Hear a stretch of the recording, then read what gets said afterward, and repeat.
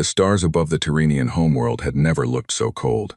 Counselor Veth stood at the wide observation window of the Alliance command tower and watched the night sky. Somewhere out there, beyond the reach of his eyes, 3 full Tyrrhenian battle fleets were dying. He could see nothing from the surface. But the reports kept coming in, one after another, each one worse than the last. He read them in silence. His long blue fingers trembled as he held the data tablet. The 3rd Fleet had just gone silent. 1,200 warships. Gone in less than 2 hours. The Vorkai Empire had come without warning 3 weeks ago. They had arrived through the outer edge of the Tyrrhenian star system like a slow black tide. Thousands of ships, heavy cruisers, siege platforms, carrier vessels that stretched for kilometers. The Tyrrhenian Alliance had fought back immediately. They had believed they could stop the invasion. They had good ships, trained crews, years of military preparation. They had believed all of that would be enough. It was not enough. The Vorkai did not fight like other species. They did not hold back. They did not negotiate. They did not send warnings or make demands. They simply arrived and they destroyed everything in front of them. Their weapons burned through Tyrrhenian shielding like it was nothing. Their formations moved in ways that no Tyrrhenian military mind had predicted. Their ships took damage and kept coming. The Vorkai were brutal, patient, and completely without mercy. Veth turned away from the window and walked back to the central command table. The room was full of officers and aides, all of them speaking in low, tight voices. Maps of the star system glowed on every screen. Red markers showed Vorkai fleet positions. There were so many red markers, they were getting closer. General Thar, the head of Tyrrhenian defense, walked up to Veth. The general's gray skin looked pale. His 4 eyes were dark with exhaustion. "Counselor," Thar said quietly, "the 3rd Fleet is gone. We have confirmation. Admiral Yevon's command ship was destroyed 40 minutes ago." Veth closed his eyes for a moment. Admiral Yevon had been a friend, a good officer. He had served the Alliance for 30 years. "How long do we have?" Veth asked. "Before they reach the inner planets." Thar paused. 7 days. Maybe 8 if they slow down to consolidate. But they have not slowed down yet. What forces do we have left? Patrol ships, defense platforms around the homeworld, some reserve cruisers. Nothing that can stop what is coming. Thar's voice was flat, not giving up. "Just being honest. Counselor, we need help. We cannot win this alone." Veth already knew that. He had known it for days. The question was where the help would come from. The Tyrrhenian Alliance had allies, neighboring species, trading partners. He had sent requests to all of them. Some had responded with sympathy. Some had not responded at all. None of them had ships to spare. None of them were willing to enter a war against the Vorkai Empire. The Vorkai were feared across 40 star systems. No one wanted to stand in their path. That left one option. An option that every member of Veth's council had argued against. An option that Veth himself had hesitated over for 2 full days before accepting there was no other choice. The Deathworlder broadcast. The galaxy used the word Deathworlder to describe species from extreme environments, planets with crushing gravity, toxic atmospheres, dangerous radiation, constant predator pressure. Species that evolved on such worlds were different, physically harder, more aggressive, more tolerant of pain and damage. Most Deathworlder species were considered unstable by galactic standards. Some were violent, some were territorial. They were not the kind of neighbors most civilized species wanted. But right now, Veth needed warriors. Not diplomats, not trading partners. Warriors. There was a small cluster of known Deathworlder species within reasonable signal range. The Kreth, the Valdun, the Burning Hands of Serath. And on the far edge of that cluster, almost too distant to be worth including, a young species from a single wet planet orbiting a yellow star. A species that had only reached space in the last few hundred years. A species that most of the galaxy considered minor and unimportant. Humans, Earth species. Carbon-based bipeds from a world called Earth. A world with high gravity compared to most inhabited planets, a chaotic biosphere, extreme weather, and an evolutionary history of constant predator competition. They had reached space recently. They had a small presence in the outer systems. They traded occasionally with a few alien species. Most galactic records on them were thin. The Tyrrhenian intelligence files on humans were barely 3 pages long. Veth had read those 3 pages 4 times. The humans were aggressive, that much was clear. Their history was full of war. They had nearly destroyed themselves several times with their own weapons. They were passionate, unpredictable, and according to one Tyrrhenian diplomat who had met them in person, deeply unsettling to be around. Something about the way they moved. Something about the look in their eyes. The diplomat had written that humans seemed to always be watching everything at once, like prey animals that had become predators and never forgotten what it felt like to be hunted. Veth did not know if humans had warships capable of helping. He did not know if they would respond. He did not even know if they would understand the signal in time. But he had no other options left. He gave the order. The broadcast went out on all known Deathworlder frequencies. It was simple. A location signal. A marker for Terrenian space. A single message in 7 languages, including the basic galactic trade language that humans were known to use. The message said only, Terrenian Alliance under attack. Seeking warrior species. All aid welcome. Coordinates attached. An SOS sent to the most dangerous creatures in the known galaxy. And then Veth went back to the window and watched the cold stars, and waited to see if anyone would answer. The signal reached Earth 14 hours later. It came in through the Deep Space Relay Station at the edge of the solar system. A routine monitoring AI flagged it within seconds and pushed it up through 3 levels of automated filters before it landed on the desk of Dr. Tusa Cho, senior analyst at Earth's Deep Space Communications Office in Seoul. Sinna read it twice, then she read it a 3rd time. She pulled up the origin coordinates, cross-referenced the sender frequency against the known alien contact database, and confirmed the identification. Tyrrhenian Alliance. A mid-tier civilization about 60 light-years away. Peaceful traders, no history of conflict with Earth, no previous distress contact. She reached for her comm unit and made a call to Bo that went up 4 levels of command in under 10 minutes. Within the hour, the message had reached the office of Earth's Secretary of Defense. Within 2 hours, it had reached the emergency session of the Global Security Council. The council chamber was deep underground.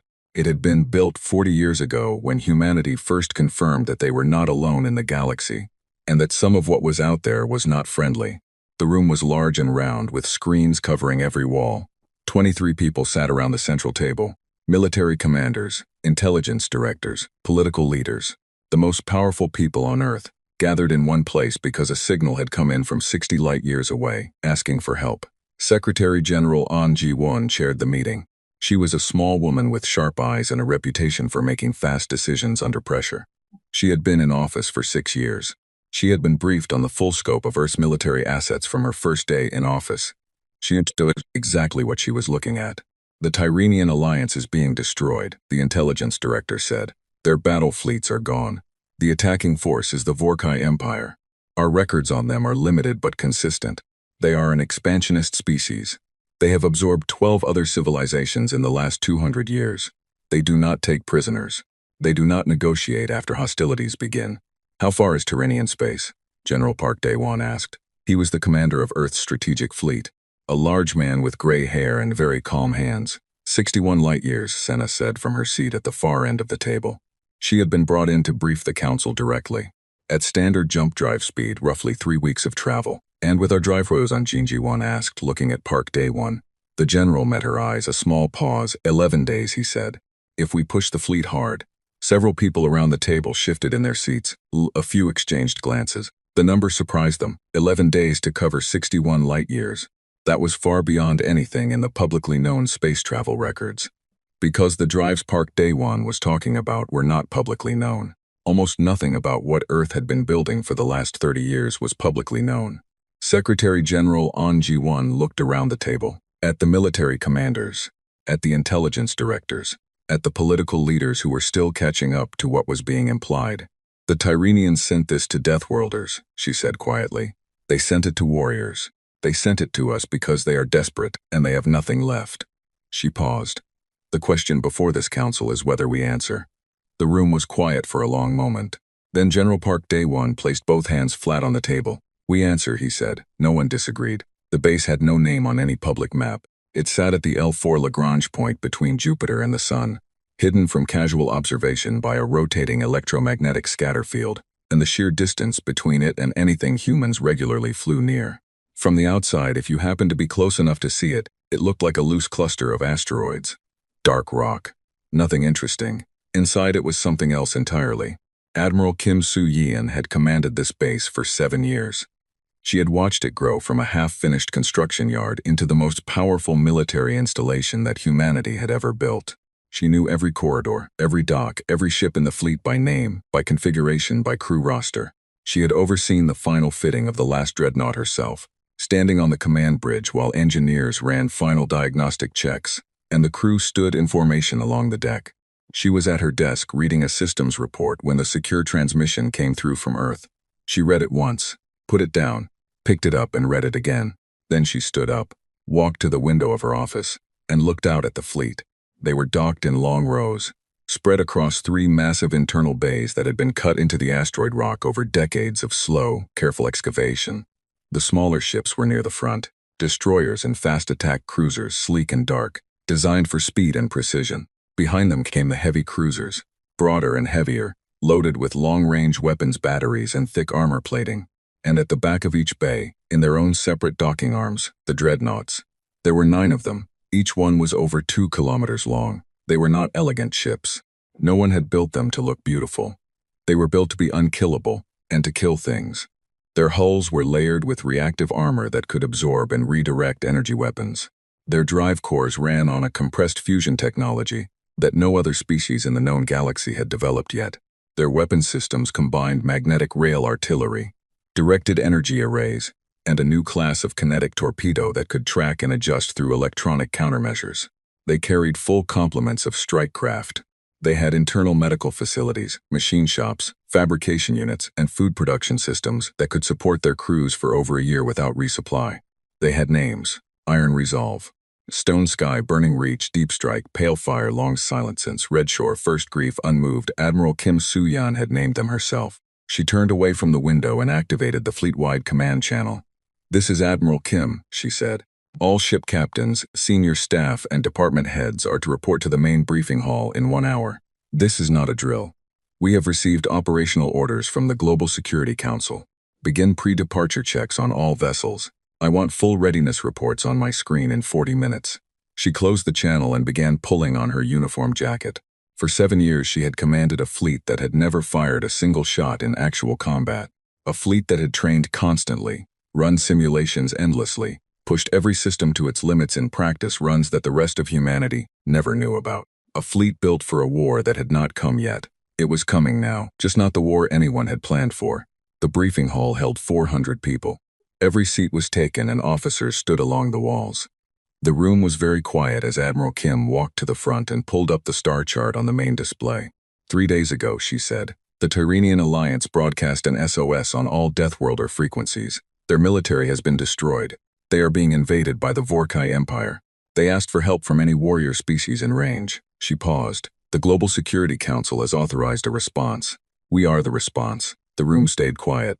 But the quality of the quiet changed. It became heavier, more focused. Our mission, Kim continued, is to transit to Tyrrhenian space, engage the Vorkai fleet, and remove them from the star system by whatever means necessary. We are not going as advisors.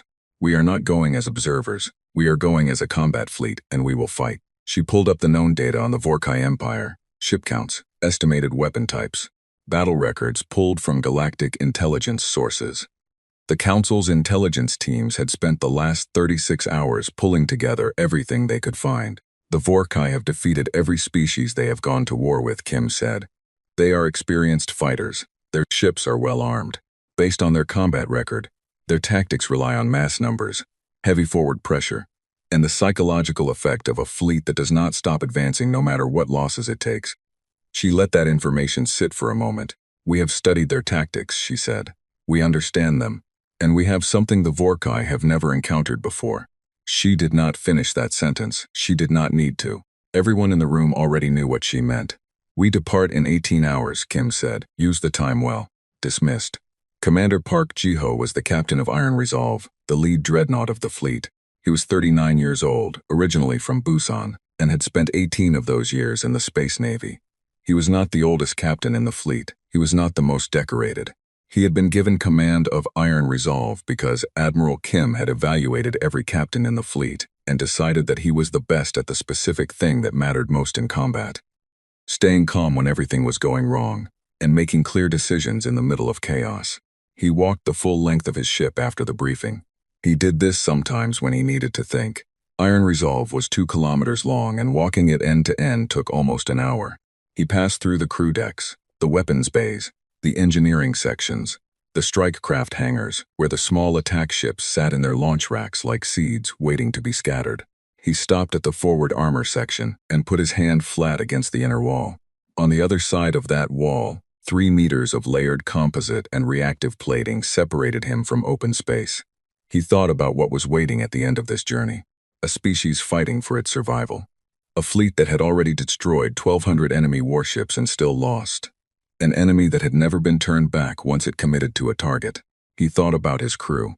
840 people on this ship alone. Across the full fleet, more than 30,000 men and women who had trained for years for exactly this kind of moment.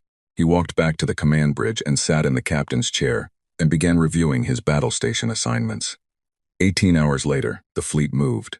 The docking clamps released one by one and the ships of Earth's secret fleet emerged from the asteroid base in long, slow formations. First the destroyers, slipping out in tight groups. Then the cruisers, heavier and more deliberate. Then the dreadnoughts, massive and dark against the stars, their drive cores building to transit power. The glow of their engines lit the space around the base like 9 slow-rising suns. Admiral Kim watched from the bridge of her command ship, long silence as the fleet formed up around her. She counted them off the screen, all present, all ready. She thought about the Tyrrhenian counselor who had sent out that signal, reaching out to Deathworlders, reaching out to the most dangerous species they could think of, because they had run out of other options. Probably not even expecting a response. Probably hoping against hope that something scary would show up. She almost smiled. Something scary was on its way. Fleet is in formation, her navigation officer reported. All drives showing green. Ready for jump on your order, Admiral. Kim looked at the star chart. 61 light years. 11 days at maximum drive output. Somewhere at the far end of that distance, a war was going on.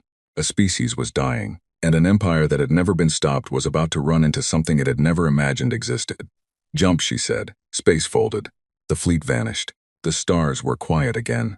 And no one outside the fleet and the council knew that Earth had just sent 30,000 soldiers and 9 dreadnoughts to answer a call for help from a species most humans had never heard of. On the 9th day, Ambassador Gilveris decided to stop hoping.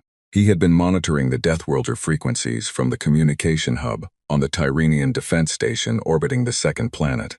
It was one of the last functioning military assets the Alliance had left. The Vorkai had not reached the inner system yet. They were still consolidating their hold on the outer planets, moving with the heavy, confident pace of a force that knew it had already won. The SOS had gone out 12 days ago. No response had come. Zelveris had not expected much from the other Deathworlder species. The Kreth had acknowledged the signal and sent back a polite message explaining they had their own territorial conflicts. The Valdoon had not responded at all. The Burning Hands of Sereth had sent a brief message asking for payment terms, which Counselor Veth had tried to negotiate, but the numbers were impossible. The Tyrrhenian treasury could not afford what they were asking. The humans had sent nothing. Zelveris understood. It was a long-range signal to an obscure young species that barely had a footprint in the galaxy. They probably had not even picked it up. Or they had picked it up and had no idea what to do with it. Or they simply did not have ships capable of making the journey in time. He was reviewing the latest defense assessments, trying to figure out if there was any configuration of what remained of the Tyrrhenian fleet that could slow the Vorkai advance even slightly. When the proximity alert went off, he looked up at the screen. His first thought was that the Vorkai had sent a forward scouting element ahead of their main fleet. The sensor returns showed a large group of objects emerging from jump space at the outer edge of the system. But the configuration was wrong. The Vorkai came in broad formations, spread wide. These objects were coming in close together, tight, disciplined, and there were a lot of them. The identification system was struggling. It was pinging the incoming vessels against every known alien ship profile in its database and finding nothing that matched. "What is that?" Zelveris said out loud. His sensor technician, a young Tyrrhenian named Voss, was bent over his station with all 4 eyes wide. His fingers were moving fast across the controls. "Unknown configuration," Voss said.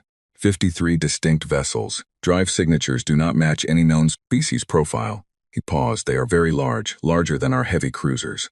Some of them are much larger than our heavy cruisers." Zelveris leaned forward. "Are they broadcasting anything?" "Checking." Voss worked for a moment. "Yes. Low-band broadcast on galactic trade frequency." He looked up. "It is in trade language, it says. This is the Earth fleet. We received your signal. We are here. Please respond on this channel." Zelveris sat very still for a moment. Then he grabbed the communication handset. "Earth fleet," he said carefully, his trade language coming out slow and precise. "This is Ambassador Zelveris of the Tyrrhenian Alliance. We read you. We did not expect a response. Who are you? What are you?" The answer came back after a short delay. The voice was calm, clear. The trade language was accented but understandable. Ambassador, this is Admiral Kim Soo-yeon commanding the Earth Strategic Fleet. We are human. You sent an SOS to Deathworlders. We are answering it. Can you give us a full tactical briefing on the enemy fleet's current position? Zelvaris found that he had no words for a moment. He had read the thin intelligence file on humans. He had seen the description of a young species, limited space presence, no known military fleet of significance. He had included them in the broadcast almost as an afterthought. He had never genuinely expected a response, and even if he had expected a response, he had not expected this. 53 warships, unknown configuration, drive technology that had crossed 61 light-years in 11 days. He looked at Voss. Voss looked back at him. Neither of them spoke. Ambassador? The human admiral's voice came again. Patient. Steady, we do not have a lot of time. Where is the enemy fleet? Zelvaris cleared his throat and began transmitting everything he had. On the bridge of Iron Resolve, Commander Park Ji-ho studied the tactical display as the data came in from the Tyranian ambassador. The picture was not good. The Vorkai had taken the outer system completely. Their main fleet was gathered around the fourth planet, a gas giant, where they appeared to be using the orbital fuel extraction infrastructure to replenish their ships. They had forward patrol units spread across the middle system. Their total force count, based on the Tyranian records, was somewhere between 1,800 and 2,000 warships. Park's fleet numbered 53. He had been in enough tactical training sessions to know what the raw numbers looked like. Against almost any other fleet in the galaxy, 53 ships against 2,000 would have been a massacre. But Admiral Kim had not come to this system to fight a war of numbers. She had come to fight a war of technology and shock. He pulled up the Dreadnought specifications on his screen and went through them one more time, not because he needed to. He had memorized every number. He did it because it helped him think. The main rail artillery on a Dreadnought could fire a kinetic projectile at a velocity that would punch through any known alien ship armor in a single hit. The directed energy arrays could saturate a target zone fast enough to overwhelm standard shield regeneration. The reactive armor on the hull had been tested against every weapon profile in Earth's intelligence database and had performed above expectations on every test. The drive cores gave them speed and maneuverability that ships this size should not have had. And then there were the torpedoes. The Mark 7 Hunters, 60 per Dreadnought, each one a semi-intelligent weapon that could track, adjust, identify countermeasures, and change course mid-flight. The Vorkai had electronic jamming systems, according to the intelligence files. Those systems would do nothing against the Mark 7. Park closed the specifications and looked up at his bridge crew. They were focused, calm, exactly as trained. Every station manned, every system reporting green. The crew of Iron Resolve was 200 of the best people Earth's Navy had produced in the last decade. They were ready. He could see it in the way they held themselves. He opened the channel to Ambassador Zelvaris. Ambassador, Park said, we want to help your defense forces coordinate during the engagement. Can your remaining ships respond to orders? Can they hold position when asked? Zelvaris answered with a slight hesitation. Our remaining vessels are patrol class and defense platforms. They are not combat capable in the conventional sense against Vorkai warships, but they can hold position and they can follow orders. Good, Park said. We want them behind us, far behind us. They should not engage the enemy directly. Their role is to provide sensor coverage and to pick up any debris or escape pods after the fight. Another hesitation. After the fight, Zelvaris repeated slowly. Yes, Park said simply. Commander. Zelvaris said carefully. I appreciate your confidence, but I need to be clear about what you are facing. The Vorkai fleet numbers almost 2,000 warships. They have already destroyed 1,200 of our best vessels. I do not want to give my people false hope. Park nodded at the screen even though the ambassador could not see him. Ambassador, I understand. I am not giving you false hope. I am telling you what is going to happen. He paused for a moment. The Vorkai have not met us before. They do not know what our ships are. They do not know what our weapons can do. We have studied their tactics and their technology and we are prepared for both. This will not be a fair fight. No, Zelvaris agreed. Against 2,000 ships, it certainly will not be. I meant it will not be a fair fight for them, Park said. The channel was quiet for a long moment. Then Admiral Kim's voice came over the fleet-wide command channel, smooth and unhurried. All ships, this is the Admiral. We are moving to engagement range, standard delta formation. Dreadnoughts to the front. Cruiser wings take flanking positions. Destroyers hold back for intercept duty. Strike craft remain in the bays until called. We move in 30 minutes. She paused. This is what we built this fleet for. Remember your training. Trust your ships. Trust the person at the station next to you.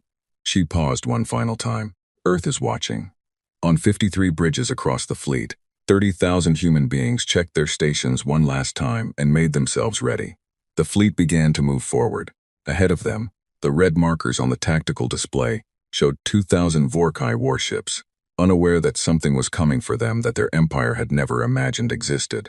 High Warlord Grax of the Vorkai Empire did not worry about surprises. He had fought in 9 conquest campaigns over 30 years. He had seen every tactic that the weak species of this galaxy used when they were desperate. They formed defensive lines. They tried to protect their population centers. They sent envoys asking for peace. They broadcast signals to whatever allies they had. Grax had faced all of it. He had crushed all of it. The Tyranians had been no different. Their fleets had been brave. Their commanders had been intelligent. None of it had mattered. He was standing on the command deck of his flagship, the Undying Wrath, reviewing the fuel replenishment status when his sensor commander came to him. "Warlord," the sensor commander said, "we are picking up a fleet emerging from the outer system edge." Grax turned slowly. "The Tyranians have no fleet left. Not Tyranian ships, Warlord. Unknown configuration, 53 vessels. They are moving inward." Grax walked to the sensor display. He looked at the incoming vessels for a long time. The profiles were unfamiliar. The drive signatures were unlike anything in the Vorkai intelligence database. But 53 ships, against nearly 2,000, he almost laughed. "Mercenaries?" he asked. "Possibly. They are broadcasting on Tyranian frequencies. We cannot identify the species." "It does not matter," Grax said. "Whoever they are, they made a very foolish decision today. Put 200 ships on an intercept course. Use the 2nd Attack Division. Destroy them and then get back to the refueling schedule." "Yes, Warlord." Grax walked back to his refueling reports. He did not think about it again.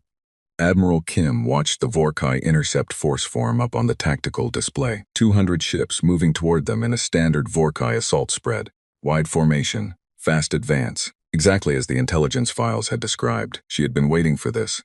"All Dreadnoughts," she said over the command channel. "Weapons free on my mark.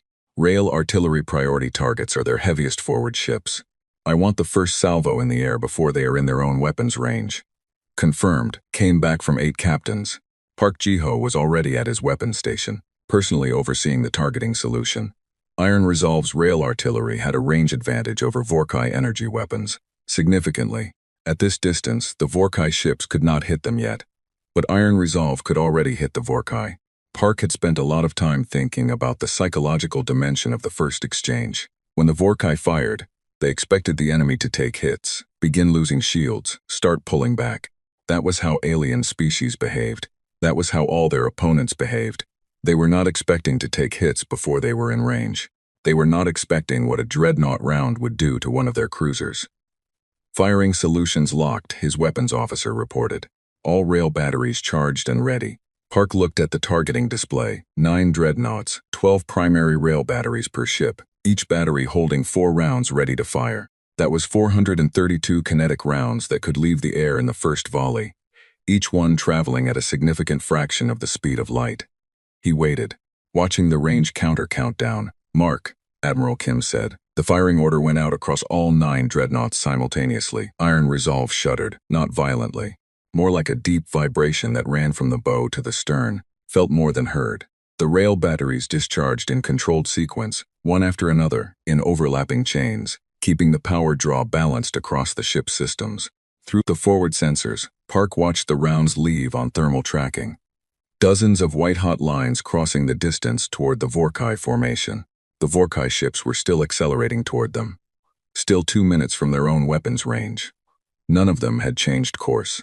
None of them had deployed defensive countermeasures. Why would they? Nothing had ever shot at them from this distance before. The first rounds hit. A Vorkai heavy cruiser in the front rank took 3 impacts. Its hull plating was rated for sustained energy weapon fire, but it was not designed for the kind of kinetic impact a Dreadnought rail battery delivered. The first round went through the forward hull like it was paper. The second punched through the drive section. The third detonated internally as the round's fragmentation core activated inside the ship. The Vorkai heavy cruiser broke apart. In 4 seconds, 7 more Vorkai ships ceased to exist. In the next 30 seconds, as the second and third volleys landed, 14 more. The front rank of the Vorkai intercept force was simply gone. The middle ranks were beginning to break formation, pulling wide. The commanders, clearly confused about what was happening, and where the fire was coming from. Then the Vorkai ships finally reached firing range and opened up. The energy weapon fire that hit Iron Resolve's hull was heavy. Multiple sustained beams from a dozen ships at once. On any other vessel Park had ever seen in galactic records, that kind of concentrated fire would have stripped shields, then armor, then structural integrity within seconds. On Iron Resolve, the reactive armor system activated. The outer hull layer absorbed and redirected the first waves of energy. The secondary dispersal plating spread the thermal load. The internal shielding held the rest. Park felt the ship shake. Warning lights came on in several systems. A minor power fluctuation in one weapons bay. Some armor degradation in the forward starboard section. But Iron Resolve did not slow down. It did not pull back. It kept moving forward into the fire and kept shooting. Damage report, Park said. Outer armor layer at 74% forward. Secondary systems stable. All weapons fully operational. Crew casualties, 0. Park let out a slow breath. 0 casualties. He had believed in the armor specifications. But believing something on paper and watching it work in reality were two different feelings. Continue firing, he said. Target the mid-formation ships. Don't let them reorganize. Across the fleet, the same pattern was repeating. Vorkai fire was hitting the human ships hard, and the human ships were not going down. And the Vorkai ships were going down at a rate that made no logical sense to anyone on those bridges. The alien commanders were broadcasting distress calls. They were calling back to Grax for orders. They were slowing down, uncertain, their aggressive forward tactics suddenly useless against an enemy that took their hardest fire and kept coming. Then Park launched the Mark 7 torpedoes, 60 from Iron Resolve alone, multiplied across all 9 Dreadnoughts, 540 torpedoes in the air at once, each one a semi-intelligent hunter, programmed with the energy signature of a Vorkai drive core. The Vorkai had jamming systems, standard military-grade electronic countermeasures used by almost every spacefaring species in the known galaxy. The jamming systems activated immediately. Against normal torpedoes, they would have worked. Most torpedoes used simple guidance systems that relied on fixed targeting locks which could be disrupted. The Mark 7s did not use fixed targeting locks. They used a continuously updating threat assessment system that could distinguish between a jamming signal and a real drive signature, even when they were layered on top of each other. Vorkai ECM was very good. The Mark 7 had been built specifically to defeat Vorkai-class ECM because Earth's intelligence teams had done their research carefully. The torpedoes adapted, curved, found their targets. In the next 2 minutes, 63 Vorkai warships were destroyed. The intercept force that had numbered 200 ships was down to 81. The 81 that remained were pulling back, breaking off. Something that Grax's forces almost never did. The Vorkai had a reputation across the galaxy for advancing no matter what, for accepting losses without breaking. They were breaking. Back on his flagship, High Warlord Grax was receiving reports that made no sense. His sensor commander was reading out numbers in a voice that had gone tight and strange. The intercept force was retreating. 119 ships gone in under 10 minutes. The enemy fleet of 53 ships had taken fire from 200 Vorkai warships and was still intact, still advancing. What species are they? Grax demanded. Still unknown, Warlord. We have no record of their ship type anywhere in our database. Find out, Grax said. His voice was quiet now. The almost law from earlier was completely gone. His sensor commander worked for a moment, pulling transmissions, running identification algorithms. Warlord, he said finally. The intercept force managed to capture part of a communication signal between enemy ships before their encryption engaged. We have identified the language. He paused. It is human. They are from Earth. Grax stared at him. Humans, he said flatly. Yes, Warlord, the young species from the Sol system, the Deathworlders. Grax looked back at the tactical display, at the 53 unknown ships that were still advancing, at the gap in his battle line where 119 of his warships used to be. He was a man who had not felt real uncertainty in 20 years. He felt it now. Recall the main fleet, he said. Full combat formation. All of them.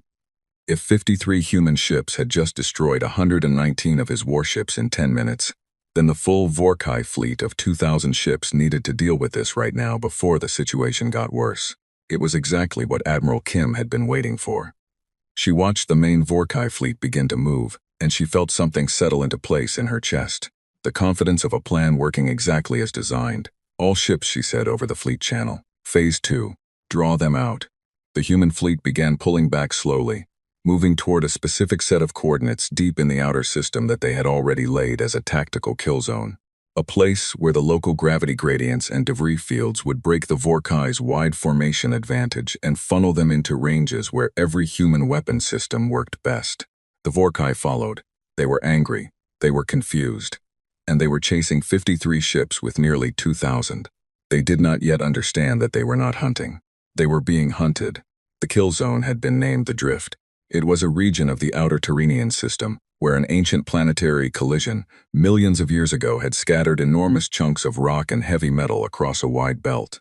The debris was dense in places, thin in others, threaded through with gravitational currents from a pair of minor brown dwarf remnants that made navigation unpredictable for vessels using standard autopilot. Human ships had been programmed with the full sensor map of the Drift before they left Earth. The Dreadnoughts could move through it cleanly, quickly, using the debris as cover. For a Vorkai fleet using wide attack formations, the Drift was a nightmare. Admiral Kim watched the tactical display as the Vorkai main fleet entered the zone's outer edge. Just as her modeling teams had predicted, the wide formation immediately began to compress. Ships pulled inward to avoid debris impacts. The flanking wings fell behind as pilots had to navigate around dense rock clusters. The coherent front line that made Vorkai tactics so devastating started to break apart into smaller, uncoordinated groups. Now, Kim said, the human fleet stopped retreating. It turned. All 53 ships reversed course simultaneously and came back through the debris gaps at full drive power. The Dreadnoughts led, their massive hulls threading between rock formations that should have been impossible for vessels of their size, moving with a precision that spoke to months of navigation training in simulated drift environments. The cruiser wings came in at angles from the sides, appearing between large debris clusters at distances the Vorkai commanders had not expected. The destroyers were already ahead, having slipped through narrow passages during the retreat, now behind parts of the Vorkai fleet and cutting off retreat paths. It was not a battle line. It was an ambush. A full fleet ambush, run by 53 ships against 2,000, in terrain that turned the Vorkai's numbers from an advantage into a problem. The lead Vorkai cruiser groups ran directly into the returning Dreadnoughts at close range. Close range was worse for the Vorkai. At distance, their energy pins could focus and sustain fire. At close range, the human ships could use their rail batteries on single targets with devastating effect, and the Vorkai could not concentrate enough beams to overwhelm the reactive armor before their ships were already being destroyed. Iron Resolve hit the first Vorkai cruiser group like a hammer. Park Ji-ho stood at the weapons station and worked alongside his crew, with a focus that left no room for anything except the next target. The ship shook with impacts. Warning tones sounded and were answered and silenced. The rail batteries fired in sequence, tracked and reloaded, a mechanical rhythm that his crew had practiced 10,000 times in simulation, and was now performing in reality without error. A Vorkai heavy cruiser swung in from the port side, its full battery turned toward Iron Resolve, pouring energy into the hull in a concentrated stream. Armor readings dropped in the port forward section. Dropped again. The ship's damage control systems were compensating, shifting shield distribution, but it was taking real damage now. Strike craft, Park said. Bay 1 and Bay 2. Target the cruiser on our port side. The launch bays opened. 48 small attack craft came out fast, already on course, already targeting. They were not the most powerful weapons in the fleet. They were fast and precise. They went after specific systems on the Vorkai cruiser, not the hull, the sensor arrays, the communications antennas, the point defense turrets. In 30 seconds, they had stripped the cruiser of its ability to track, communicate, or stop the torpedo that Park then sent directly into its drive section. The cruiser broke apart in a long, slow explosion that lit the debris field orange for a few seconds before the cold of space swallowed it. Park moved on to the next target. Across the Drift, the battle was going the same way on every front. The Vorkai were fighting hard. They were not a cowardly species. Individual commanders were making smart decisions, grouping ships, trying to recreate their formation advantages even in the difficult terrain. Some of their concentrated fire was punching through human shields and drawing real damage. 2 Earth destroyers had been hit badly enough to pull back from the engagement. 1 cruiser had lost a weapons bay. The fight was not clean.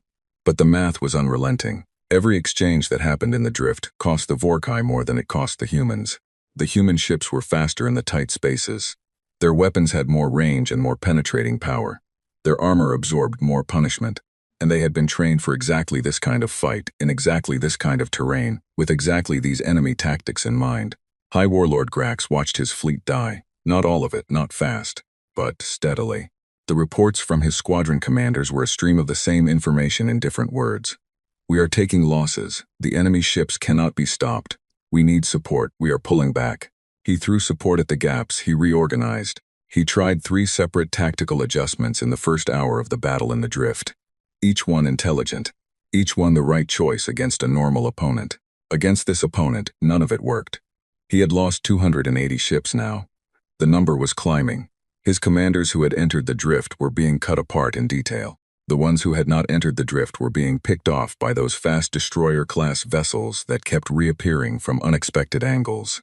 And through all of it, the 9 massive human ships at the center of the fleet had not stopped. They had taken damage. He could see that on the sensor readouts. But they were still there. Still fighting. Still pushing his ships back. He had never seen ships that large move the way they were moving.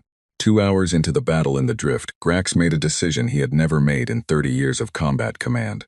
He called for a general withdrawal. The order went out across the Vorkai fleet. Pull back, disengage, regroup at the outer system edge. Some of his commanders made it. Others were caught by the destroyers before they could reach clear space. Others were hit by a final wave of Mark 7 torpedoes that Admiral Kim had been holding in reserve for exactly this moment, calculating that a retreating fleet that believed it was escaping would not be watching for the weapons coming in from the sides. When the battle was finally over, when the last Vorkai warship had either jumped away or been destroyed, the tactical display in Admiral Kim's command center showed 412 enemy ships destroyed. Another 218 badly damaged vessels had jumped away, unlikely to be combat-ready for months. The Vorkai fleet that had arrived in Terranian space with nearly 2,000 ships was down to roughly 1,000, and those 1,000 remaining were fleeing. Earth had lost 4 ships. 2 destroyers and 2 cruisers, destroyed in concentrated fire. 167 crew members had died. Kim received that number in silence and held it for a long moment before she moved on to the next order. She sent 2 fast attack cruisers to track the Vorkai withdrawal vector and confirm their destination. She ordered medical teams onto the damaged ships. She put engineering crews onto the cruisers that had taken heavy hits and needed immediate structural assessment. She put the Dreadnoughts on low alert and ordered crew rest rotations. Then she opened a channel to Ambassador Zilveris. The Tyrrhenian command station was very quiet. Zilveris had watched the battle from the sensor screens, trying to understand what he was seeing. He had no frame of reference for it, no context. 53 ships had just dismantled a fleet that had destroyed 1,200 of the best warships the Alliance had ever built. The numbers made no sense to him. The tactics made no sense.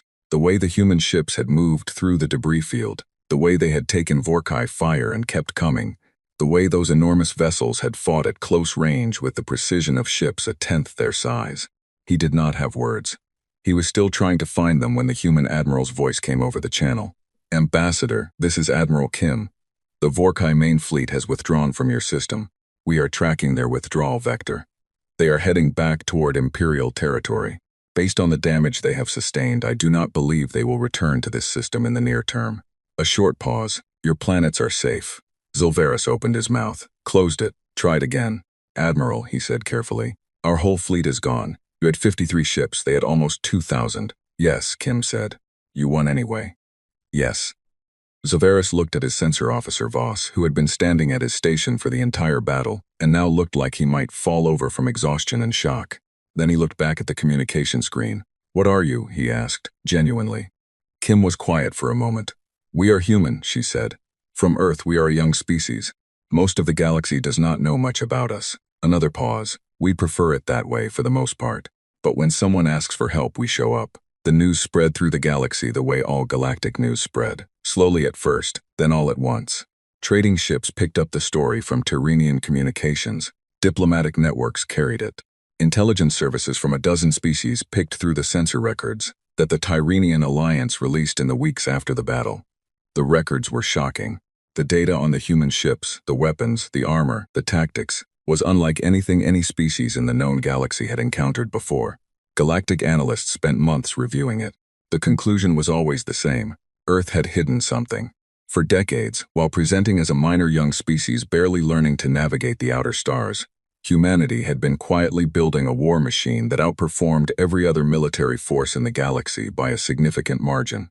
A species from a death world, with gravity twice the galactic average, with an evolutionary history of constant predator threat, with a recorded civilization history full of war after war after war, with a biology that recovered from damage faster than most species could process it. A species that had looked at the hostile galaxy around them and decided, quietly, without announcing it to anyone, to make sure they were never the weakest thing in the room. The Vorkai Empire sent a formal diplomatic communication to Earth 3 months after the battle. It was the first diplomatic communication Earth had ever received from them. It requested a cessation of hostilities. Earth's government sent back a 1-page response that agreed to the cessation on the condition that the Vorkai Empire withdrew completely from all Tyranian Alliance territory and paid reparations as determined by a Tyranian court. The Vorkai agreed. They had not been given a choice that made any sense to refuse. Counselor Veth stood again at the observation window of the Alliance command tower. The stars looked different now, warmer. The Vorkai fleet had been gone for 2 weeks. The outer planets were being resettled. The defense stations were being rebuilt. There was a long, difficult, expensive road ahead for the Tyranian Alliance, and Veth knew it. But they were alive, the planets were intact. The species continued. He had a meeting scheduled for the following day with Admiral Kim, who was remaining in the system for 2 more months to ensure the Vorkai did not send any follow-up forces. He had prepared a list of questions for her, diplomatic questions, alliance questions, trade questions, questions about what kind of relationship the Tyranian Alliance and Earth might build going forward. He had one question he planned to ask before all the others. When he had sent that SOS, he had sent it to every Deathworlder species in range. The Kreth, the Valdoon, the Burning Hands of Sereth, the humans, all of them. He had not expected a response from any of them. He had sent the signal because there was nothing else left to do. Only one species had answered. He wanted to ask why. What had made them come when no one else had? What logic or value or calculation had led a young species 61 light-years away to launch their most powerful fleet into someone else's war? He suspected that when he asked Admiral Kim that question, she would not have a complicated answer. He suspected the answer would be very simple. He was right.